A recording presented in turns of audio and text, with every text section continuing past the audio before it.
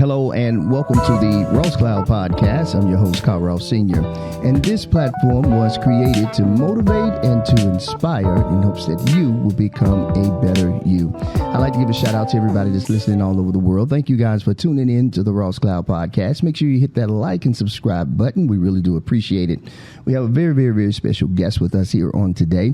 We have the one and only Miss Monica Johnson. How are you, Monica? I'm good. How are you, Chris? Oh, wonderful, wonderful. I want to say to you, thank you so much for gracing us with your presence here on the Ross Cloud Podcast. You could be anywhere in the world, literally anywhere in the world, and you decide to come here and be with us and chat with us a little while here on the Ross Cloud Podcast. So thank you. Yes, my pleasure. Yes, absolutely. For those of you all that don't know Monica, Monica is a dancer, entrepreneur, just an amazing individual, great artist, a teacher, just an awesome individual. So, Monica, where did it all start for you? How did it all start for you? Yes, it started at the tender age of 3, dancing around the house, music playing. Yeah. And my mom and dad was like, hey, we need to put her in some dance classes. Absolutely. So it went from there. I, at 8 years old, started dancing with a company called Sounds in Action. And we would open up at the street sing. We did Curtis Blow. We opened up for him. I love it. I was just 8 years old, and all the company dancers were adults. Yeah. So I was only child. Absolutely. Absolutely. Yeah. This is just absolutely amazing. I know all of that to be true. You are an amazing individual, if I must say myself, and maybe I'm a little biased, but you are. Cousin. But you are definitely an amazing individual, and you started dancing at 8. When did you know? Like, when did you absolutely just know? I know you was dancing at 8, but how did you know, like, this is going to be long term for you? I knew it as soon as I touched the stage. Every time I would get on there, I would be in another, like a candy land. It was a place that was comfortable, where I could just let loose and explore and be creative. And just the music for me really was a time where music was really good. So it gave me an opportunity to really express myself and just be creative and dance. Yeah. Expression is so very, very important on today in our society. Not even, as well as then, but even more so now. Yes. That freedom, man, I could imagine you probably felt like you was on top of the world. Yes. No one else was there but you at that moment, right? Yeah, all the confidence, you know, all the...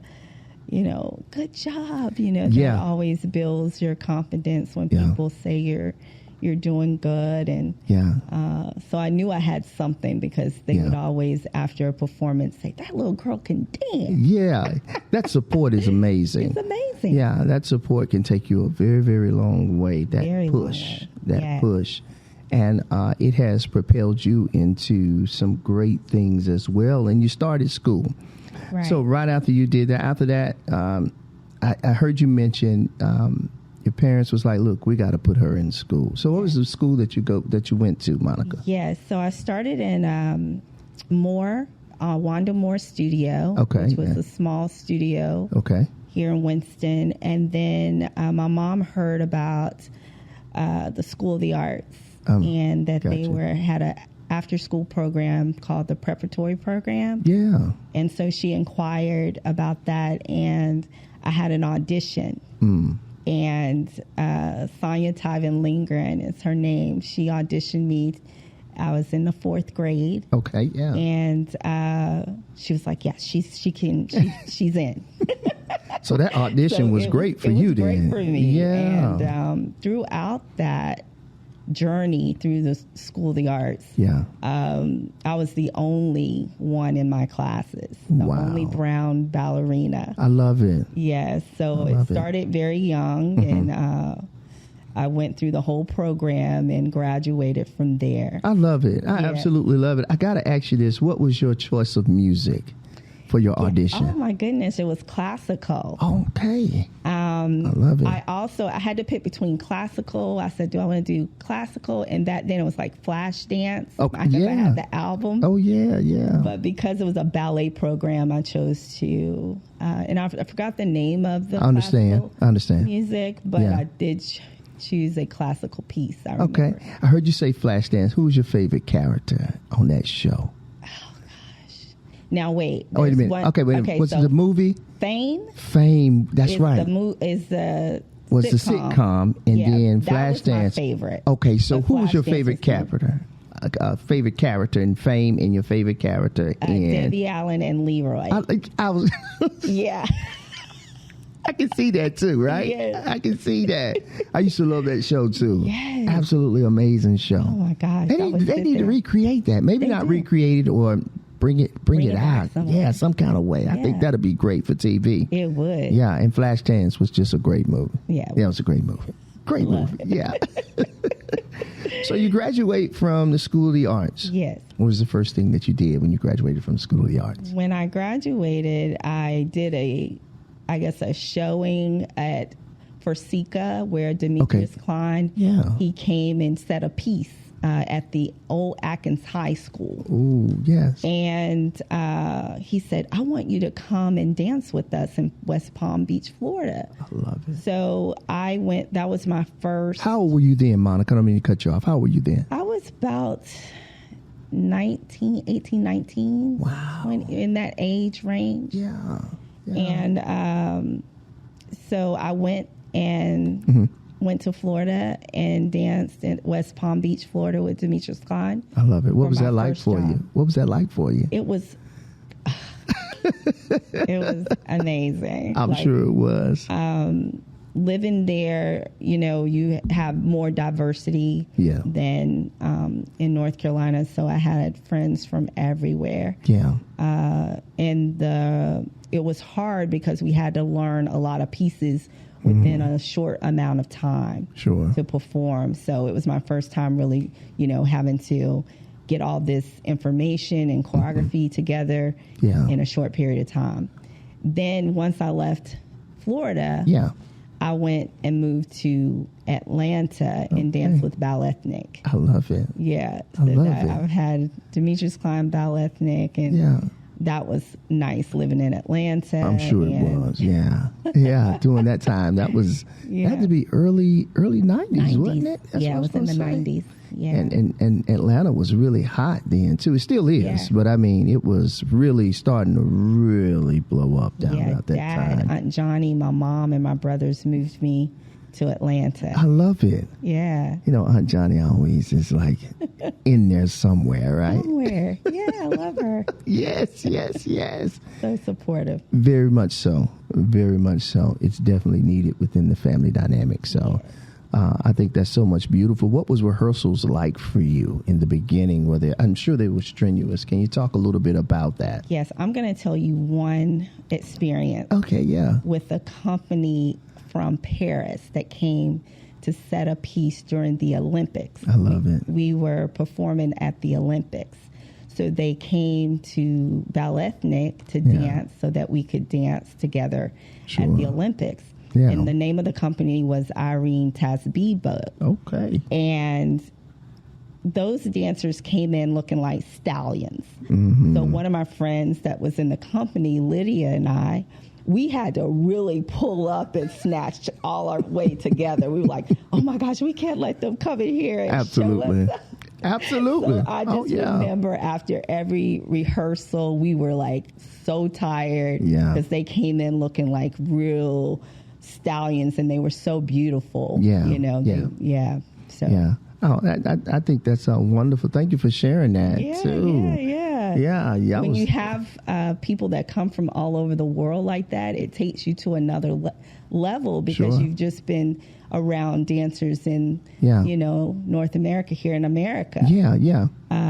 So to have that kind of camaraderie and to see how they work versus how we work in America, it made us snatch it all together. So that was a pretty pivotal moment for you in your career in dancing. Yes. You really had an opportunity to see what first of all, the competitive side of it too. Absolutely. But also what's needed in order to keep going and keep pressing. It put you in that position. Mm-hmm. Can you talk a little bit about that moment a little bit? You did a few minutes ago. Yes. Can you elaborate a little bit more on it, though, if you don't mind? So it was like they danced night and day.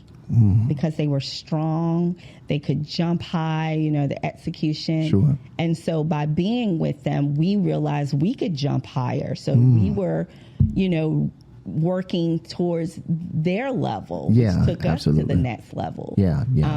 So we had to learn a piece called Leopard Tail, and it was very intricate. You had to moves that were on point shoes, but it had an African feel. Sure it did. It did.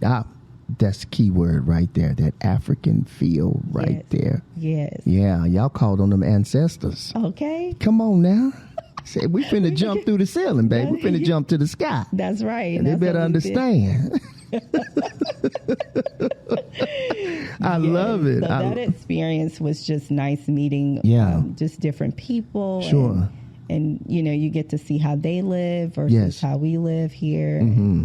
It was just an overall, I immersed myself in it totally. Sure. The beautiful thing about this, you've always evolved as a person, as a dancer, and I know that I've been able to sit back from afar and just see it happen right in front of my eyes, and it's beautiful to watch.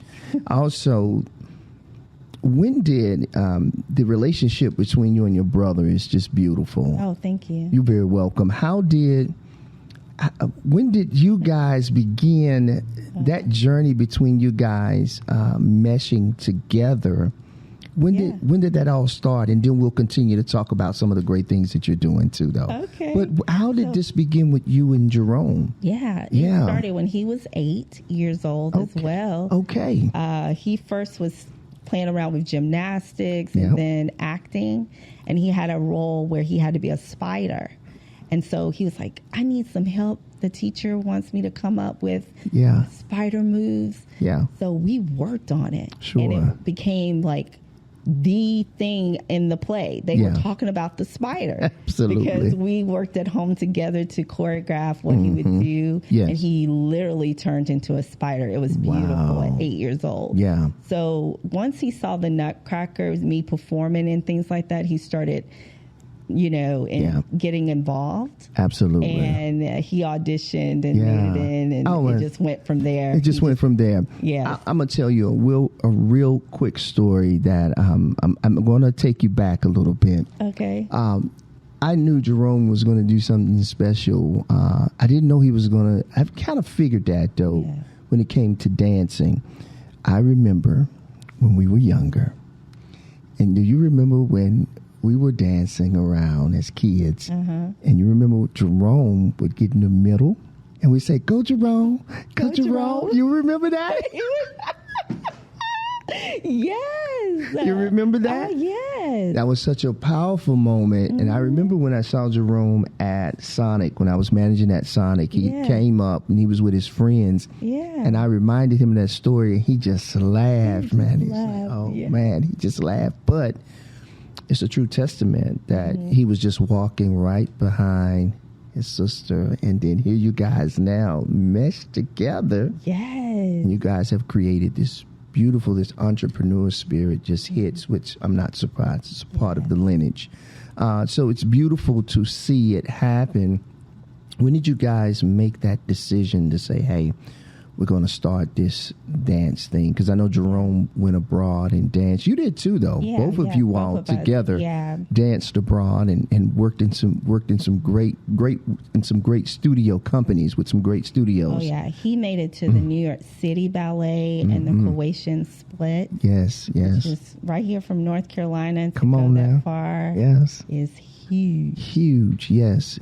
So, yes, we really have always worked together. He would go with me when he was younger to help me with the box. And I love it. I would teach the kids at the recreation centers. Yeah. I would go to Rupertville, Brown and Douglas, William C. Sims, Carl Russell, all the rec centers to teach dance during the summers. Yeah. So he was with me during that. So we have been doing this for over 25 years. Come on, talk that talk. Yes, It's been a long time. A very long time. I remember seeing some pictures of the both of you.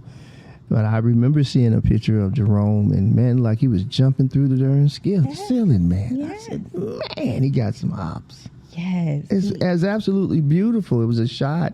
I guess he was on stage with the what's it, New York City? New York City Ballet. Yes. And man, it was a great shot too. Yes. I was like, go Jerome, go Jerome, go Jerome. When it hit me with him is when we were walking on the streets in New York, and people ran up to him asking him for his autograph. Because, in New York, the arts is big. A big thing, and everybody knows, you know. They were like, Jerome, so I was like, yay!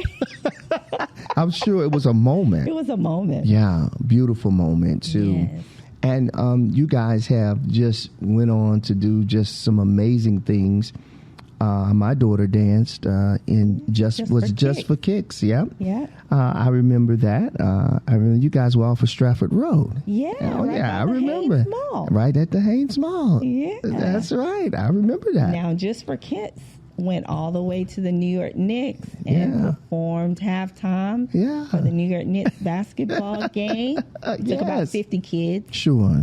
But they were winning competitions. Yes. And all of those kids now, like Alexis Acri, she is now a lawyer. Wow. Like all of them are doing some amazing things. Yeah, from Just for Kicks. So I'm wanting to have a reunion of sorts of all the kids that came through Just for Kicks. Oh, yeah. I think that'll be absolutely amazing. Yeah. And you've been working with kids for a while. I had the great opportunity to see you do something at the for the National Black Theater Festival. Yeah. You brought your students down. You guys presented, and it was absolutely amazing. I can't remember what it was. Yeah. But I think it was at the, was it at the Sawtooth Center? Or what's the Haynes? So that one was at the Haynes brand. Haynes brand. Okay. Mm-hmm. Yes. And that was the Martin Luther King celebration. It sure was. Yes. It sure was. Yes. And your dance team they put on, and it was great. Yeah. I was like, look at Monica teaching them to dance. Yeah, all ages. Too. All ages, yeah. They were teenagers. Yeah, it was. It sure was. Kids, yeah. Mm-hmm. And they did an amazing job. I can't remember the music, but it was good. Yeah, it was good. And you've always done a good job with your students, and you continue to do so. And you're very welcome. You're very welcome. And then let's talk a little bit more about you, Monica, and some of the things that you've done within your career, and then we'll talk about some of the great things that you've already done, like going abroad. You had the experience of you going to Africa. I want to touch on that, but before we go into that, let's talk a little bit about your career and some of the great things that you've done as well, if you don't mind sharing. I can share a few highlights. Yeah, share some highlights with us. We'll be here all night. I know. Oh my gosh. So one of my highlights was dancing for Oprah Winfrey and Dr. Maya Angelou and Cicely Tyson. Yes. So I got a call from the School of the Arts, and they said, hey, George Faison, who's the choreographer for The Wiz, is looking for a dancer to perform at a gala. I love it. So I said, really? Little did I know we only had like one rehearsal before the event. Really? So I was able to work with, first of all, a renowned choreographer for The Wiz, George Faison, Big deal. Dance with him. Yes. And so I was super excited. But I think the moment for me, which I didn't have a cell phone when this happened to me, but Oprah Winfrey, after I performed, she came up to me and she said, you were beautiful. That dance was amazing. And I think from there, no one could tell me anything else. Absolutely. I was done. Absolutely. I said, Oprah Winfrey? Yeah. To give me a compliment about something that I have been sweating tears. Yes. Working hard in the studios. Absolutely. For her to say that, it meant a lot, because I know she wouldn't just say that. Oh, absolutely. So that was a moment. So that was a moment. Wow. Yeah. I love it. I was able to meet Cicely Tyson when I was there. And I think it was just a moment to be where I was able to just talk to them after the performance. Yeah. And it just made me feel like a princess. Absolutely. I was like a ballerina princess. Absolutely. Yeah. That's a big deal. Yeah, These are people that we love in our community that are doing and have done and are doing extraordinary things. Rest in peace to Cicely Tyson, who is just an icon within our community, in the arts and film, and just her as a woman, regal. She was so regal. So it was just beautiful to hear that. I got goosebumps while you were talking about it, because those are just those moments that you'll never forget. Right. Life changing. To have moments with a lot of celebrities that normally you wouldn't be able to be with. So that meant a lot to me. Absolutely. The other one is moving to Washington, D.C. Yeah, let's talk about that. Now, I was there for about 10 years. Yeah. I was able to work for the Washington Ballet. Yep. Dance Institute of Washington, and Duke Ellington School of the Arts. Come on now.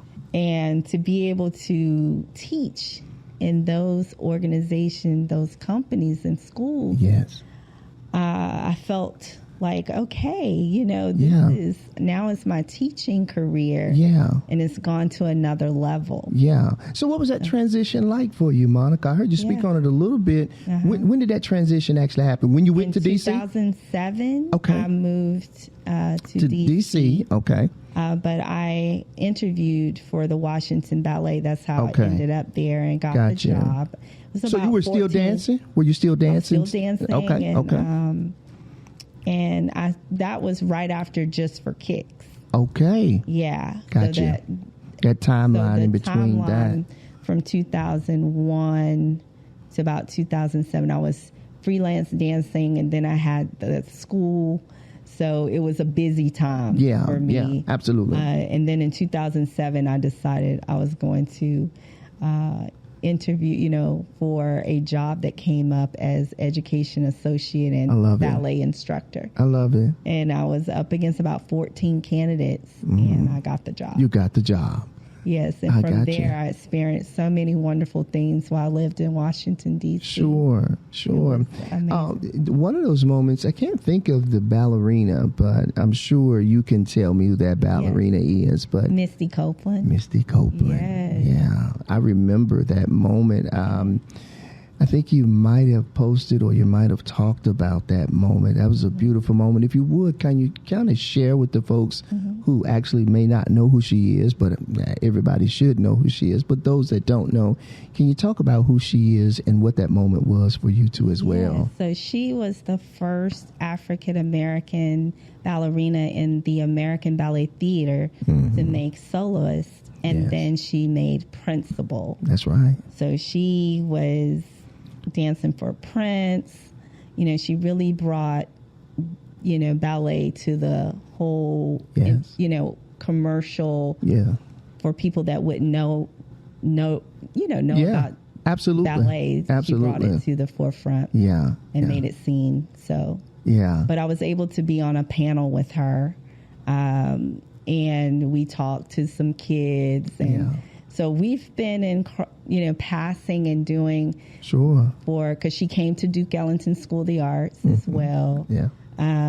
So it's been nice. It's been nice. It's been nice. Yeah, it's beautiful. You've always been such a class act, and I'm not just saying that. I mean that seriously. You've always been such a class act, And it's beautiful to see you continue to evolve, Monica, into this teacher, because you teach at QEA, am I right? Yes. And you also, that's right. Mm-hmm. And you also act for the National Black. You're an actor with the National Black Theater Festival as well. Yeah. Can you talk about both of those two things that you do? So I'm the dance specialist for the middle school there at the Quality Education Academy, and that's been a total blessing. Yeah. The students there have really improved in their dancing, and I just see them growing and understanding more about the arts. And we get to dance in the community, and I get to invite them. And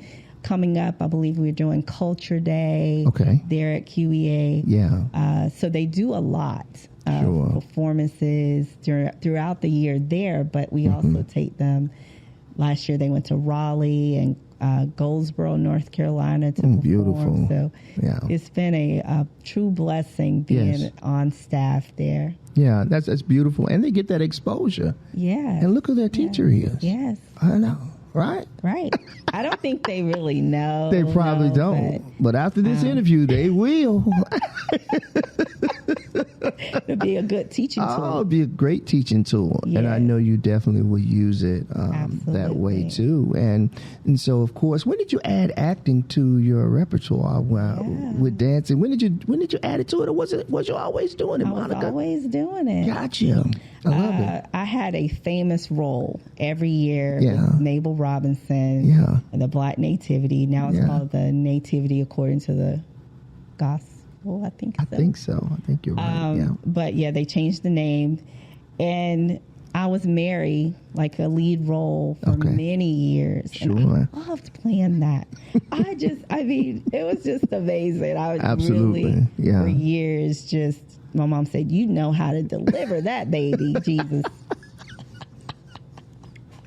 I can hear her saying that too. Yes, but I've always been an actress. I love being in, different productions. Yeah. And, dance is acting. Yes, absolutely. As well. Absolutely. But being a part of the Black Rep, I was able to just move in a different direction. Yeah, because really you're right. Because when you're dancing, you're telling a story. Yeah, through your moves. Yeah. That's right. Sometimes it could be abstract, or it could be, whatever the choreographer is trying to convey. Yeah, yeah. Well, that's wonderful. Thanks for sharing that too. Yes. So we're going to continue to. It's a great segue. So you've been abroad. You've danced abroad, and you've done some amazing things, but there is something that you've done recently, a very pivotal moment for you as a woman of color. You had the opportunity to go to Africa. Yes. And that experience, if you would, can you just talk about that experience a little bit? And listen, don't hold back. Okay, because every time you bring up Africa, my heart starts beating really fast because it's so much. Yeah, and you went to Ghana, right? I went to Accra. Accra? Okay, Ghana. Okay. Mm-hmm. Okay, all right, go ahead. Share. I'm waiting.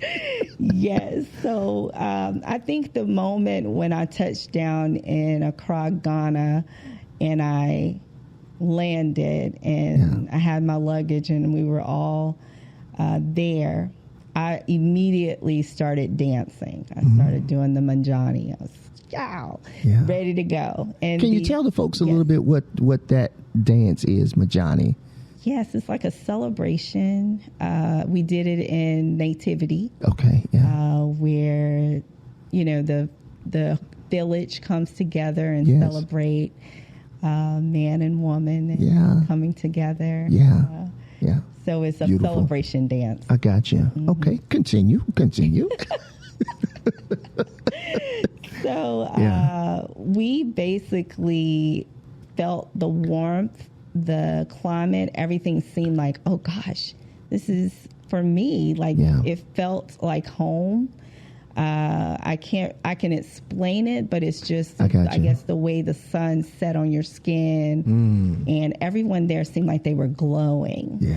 it was just it's on a continent that I had never been on. Sure. And so everything about it was different. The people, the smiles, it was like family. Yeah. Everyone, even from the airport to the hotel, it was just like you thought you were coming to, when the Africans came to America, how you saw Coming to America, the movie, and how royal everyone was. Yeah. Everyone had the sense of that, more pulled up and very proud of who they were. Yeah. Yeah. Oh man, that's awesome. I felt that as you were talking about it. I actually could envision that while you were talking about it, and walking through there, and everybody, you see you. Yeah, you see you everywhere. Yeah, everywhere. Everywhere, and that was so different. Sure. Because it was nowhere that you went, you didn't see yourself. Yeah.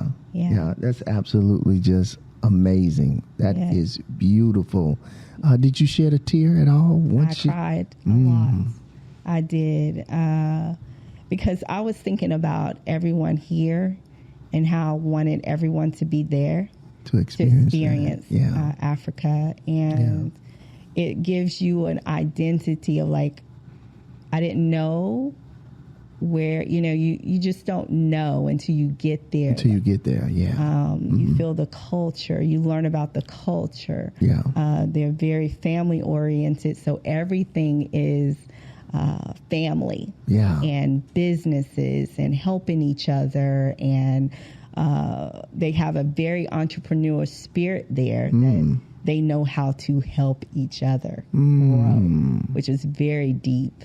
And the children, one thing that I noticed, the infants, when they were on their mom in the little wrap that they are either on their back, they would allow their mom to work or whatever she was doing without any problems. They wouldn't cry. They were so calm. And I asked one of the ladies, I said, these babies aren't crying here. What's going on? Yeah. She said it's just the way they raise them, and it's just something that just happens naturally. They have a way of just blending just in, and like they knew that mom's working, and I just chill. Right. So that is such a beautiful story that you're telling us about your experience. And one of the experiences where we've talked previously, you were talking a little bit about going to the place where we were enslaved, the place. Yes. Is it the castle what is? Where we went to the bath. Yeah. To bathe. They bathed us before they sold us. Yeah. And we went there to the last bath first. Gotcha. And so the tour director there asked us if we wanted to take off our shoes to walk down the path or where the slaves went to their last bath. And he told us how to pray, and anything that we needed to release, we could release it there. Sure. And he told us to touch our eyes, our mouth, our nose with the water once we put our feet in there. And it was a spiritual moment because we felt the ancestors. Everyone was there.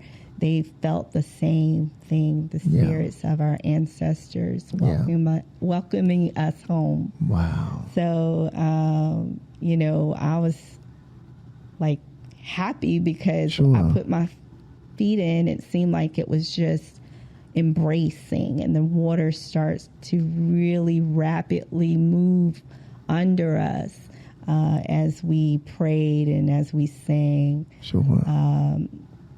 And it was just the calmness at first, but then when we stepped our feet in, it just started being, it was like we had to hold on to each other because it was that powerful. Wow. Yeah. Wow, that's a beautiful moment. Yes, that's a very, very beautiful moment. You felt moment. it. You could see, he told us about how they were brought in with chains. Yeah. And he showed us one of the chains that were found in that river with the ball. And he let us pick it up, and it was really, really heavy. And I couldn't imagine that long journey to that point of having to walk that far in those heavy chains. Yeah, and they were wrapped around their ankles. And around everything. And everything. Wow. And they made that arduous journey from there to the place where they housed them at. Am I correct? Well, then after they took their bath, they had to travel a little further and go to the castle where they would be in a dungeon and sit underneath, which we found out that was actually where the slave trade people would have church above the dungeon. So there was a male dungeon and then a woman's dungeon. And they had church on top of that? On top of the dungeon. While they were in the... And they would have to walk past the dungeon and hear the slaves moaning and groaning. And it just did something to me because I felt... You could feel that. You could feel that. Yeah. Yeah. Yeah. I can't even imagine. So there's a lot of crying, and the tour guides are brilliant there. I mean, they put you in the moment, and they tell you the story the way it is, and you hear it the way it is supposed to be told. Sure. You know, it gets back here, and it's different. Something different, But when you're there, you're in the moment. You're in the moment, and you're hearing it the way it is. Yeah. And how they feel about us, Africans. They want us to be in Africa because they miss us, and they mourn, they grieve for their loved ones that were stolen from them. Wow. And they've always wondered what has happened to our people. So they've always had a sad place where they've longed for us to come back. I see what you're saying. Yeah. And that makes sense. That makes a lot of sense, too. And I know a lot of Black Americans are actually making their way back to Ghana and buying land and living there, buying homes. Because I think you can live there. It's the dollar amount is different. Yeah, it's different. It's totally different, I think. And the money that you make over here would be huge in Africa, though, right? Okay, I got you. Go a long way. It's stretch. Okay, I got you. That's amazing. So you were able to visit that, and I'm sure that was just. I can't even imagine. Like, it's so much I would like to ask you, but man, we'd be on here all day long talking about that. I can always come back. But you can always come back. Yeah, we can do a part two. Part two. Yeah, I would love that. I would absolutely love that. Yes, let's talk about, on a lighter note. Let's talk about you in the village, because I had an opportunity to actually see a few things on Instagram in your, doing your travel, doing your time in Africa. But there was something that I saw. I saw you dancing with one. Casablanca. Yeah. Talk about that a little bit. Yes. That was awesome. I mean, you was right. I mean, right with them. Yeah. Yes. Beautiful. So he taught us drumming. Okay. First, and so we learned song and drumming. Yeah. And then he said, "Come on." And everybody's like, "Oh yeah, you would pick her. She's the dancer." But he didn't know that. Absolutely, he didn't know, but and so we did a dance together. Wow. And it was just the drumming, being in Africa. Yeah. I could feel the rhythm that was just impact. It just took me over. Oh, I didn't know what I was doing. It was just the spirit of your ancestors. They jumped all in you, sister. They was all in you. Trust me. Yes, that's beautiful. And I saw you dancing with the kids. And we went to Accra High School. Okay. And I was able to be involved with the children there in the high school. So we danced. Yeah. Did you teach them some moves? Yeah. Oh, and they taught you some moves. I love it. I love it. Yeah. It was very much a come together of learning. Sure. Because they didn't know certain things. Yeah. I didn't know certain things. Sure. So we were able to share and talk about what they thought of us and what we thought of them. Yeah.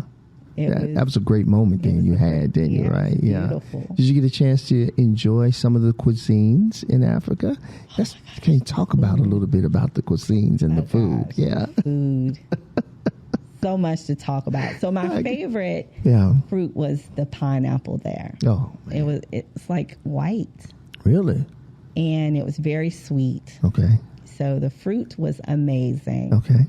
All the fufu and I can say all the names. Sure.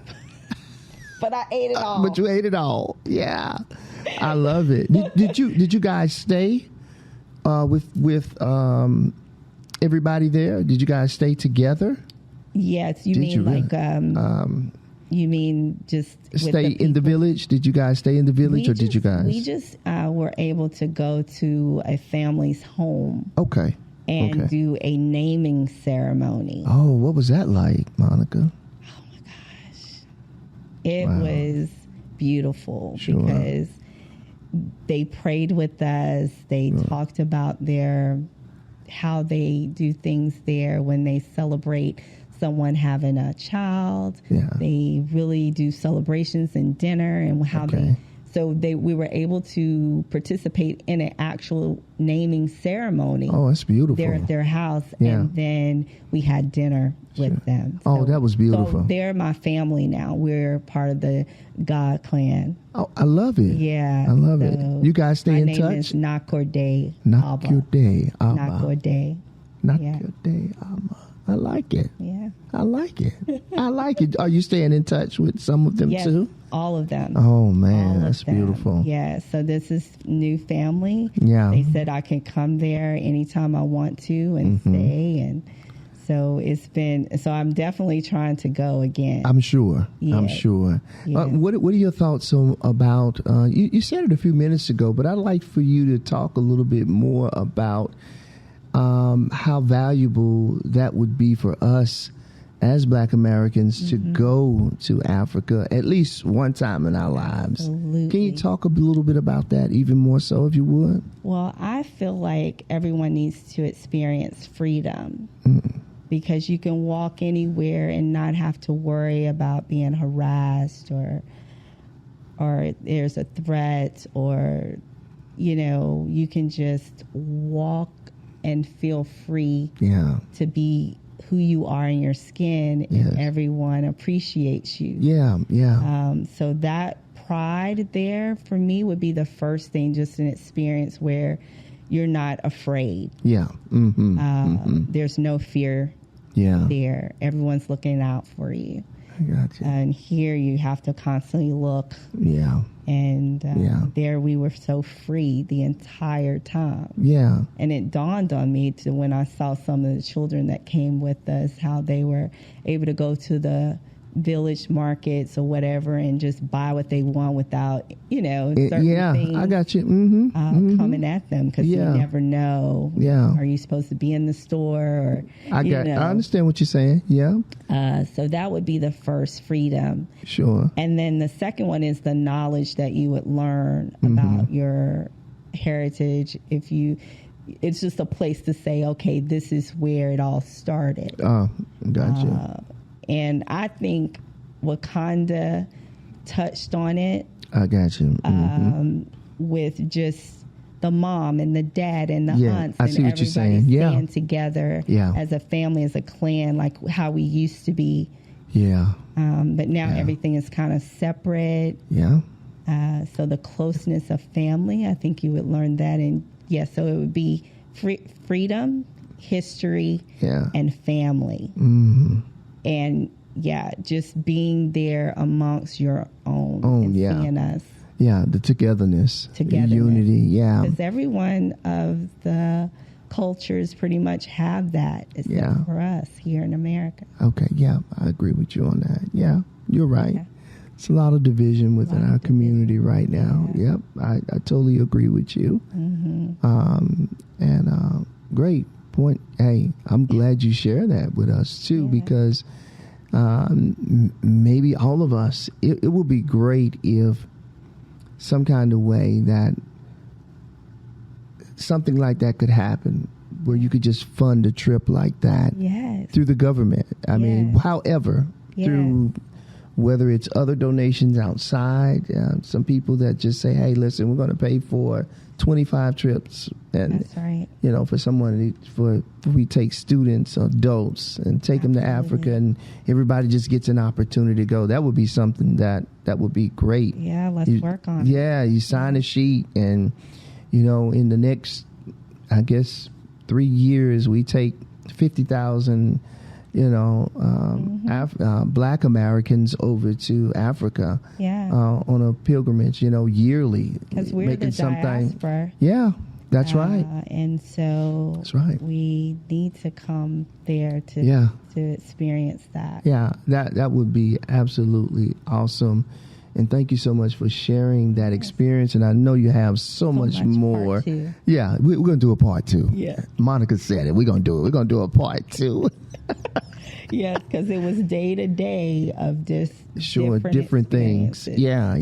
Oh, I love it. I was able to ride a horse on the beach. Ooh. It was go to church. I have to share that experience.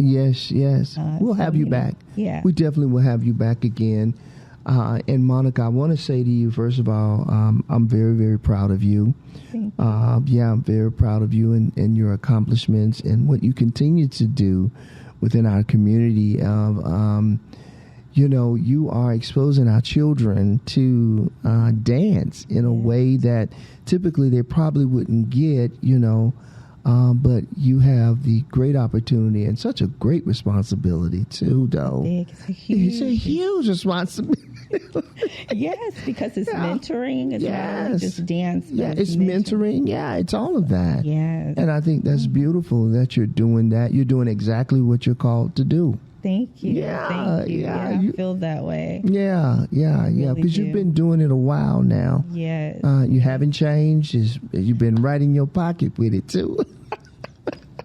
I think the highlight is seeing dancers that have trained under Jerome and I now dancing either on Broadway or dancing with a professional company. Complexions. That's got to feel so great. It does. Too, though, you know, knowing that you poured into these young folks and you're able to see this huge tree that they've grown into out of the seed, a small seed of, you know, you jumping around and dancing. Absolutely. It's beautiful. I'm sure it is. And I'm sure it does something for you. It does. So listen, we're going to have you come back again on a part 2. And I love that. Yeah. We'll have you come back on a part 2. And maybe you can bring somebody with you, you know, maybe so. Special guest. I won't even say who it is then. I'll just wait. Yes, we'll bring them back. Yeah, and talk even in more detail about that experience in Africa. And so you guys can go even deeper and talk about dance. I think that'll be so cool because I think that's needed.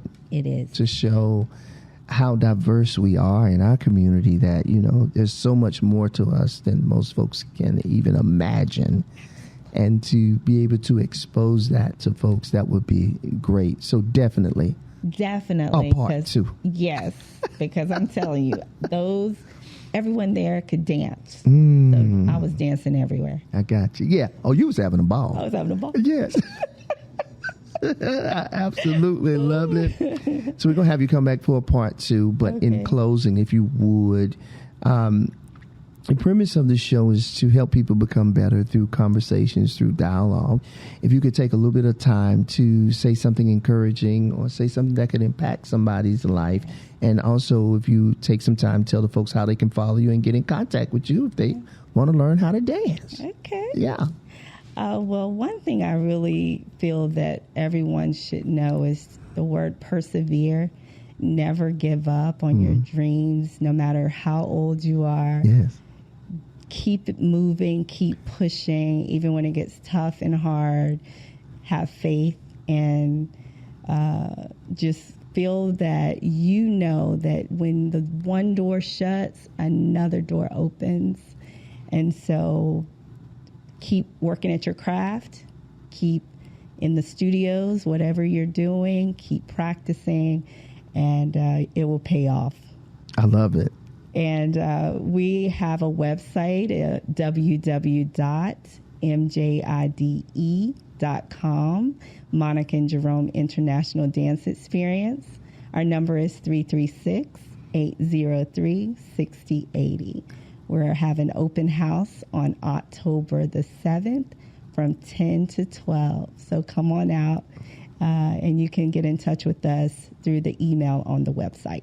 I absolutely love it. Thank you so much, Monica.